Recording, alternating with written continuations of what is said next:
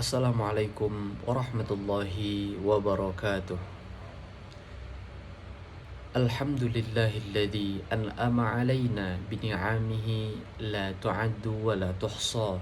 Ahmaduhu subhanahu wa ta'ala hamdan kathiran tayyiban mubarakan fih ala ma an'ama wa awla.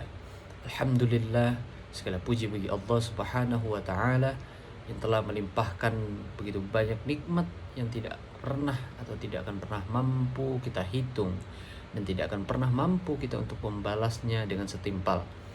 Nikmat sehat, nikmat rezeki, nikmat iman dan Islam, hingga nikmat kesempatan untuk berkumpul di masjid yang mulia ini dalam menunaikan salah satu kewajiban terbesar bagi seorang muslim, yaitu sholat Jumat.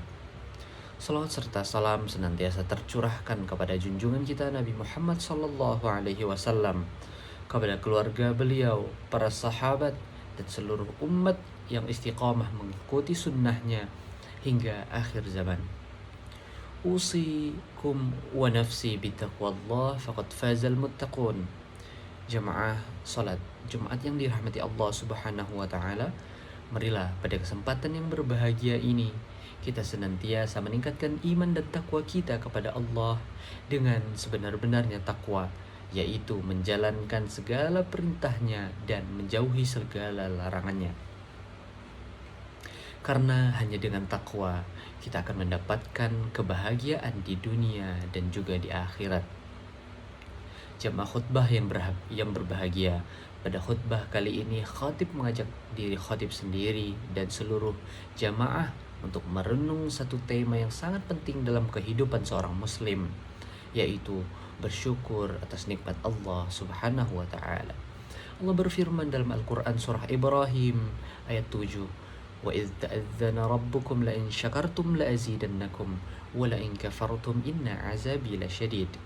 Dan ingatlah ketika Tuhanmu memaklumkan, kata Allah, sesungguhnya jika kamu bersyukur, niscaya aku akan menambah nikmat kepadamu, dan jika kamu mengingkari nikmatku, maka sesungguhnya azabku sangatlah pedih.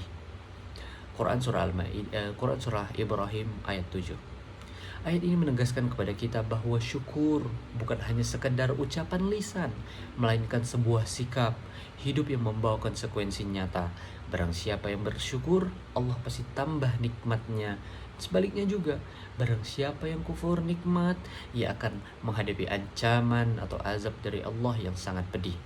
Jamaah yang dimuliakan Allah Subhanahu wa taala, syukur kepada Allah Subhanahu wa taala setidaknya harus diwujudkan dalam 3 bentuk.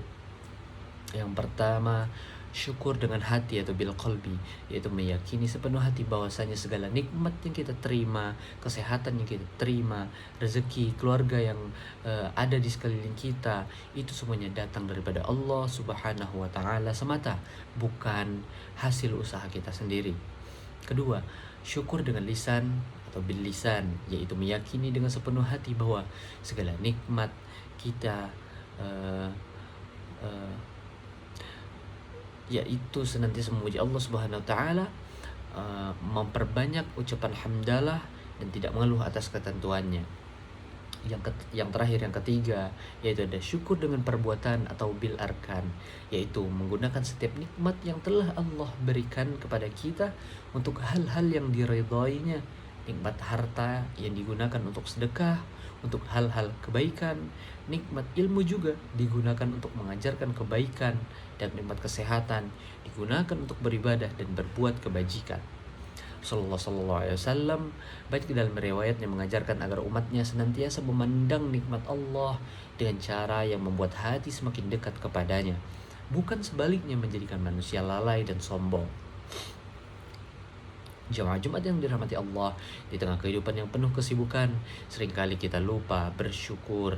Kita lebih sering mengeluh atas apa yang belum kita miliki dibanding mensyukuri apa yang telah Allah karuniakan.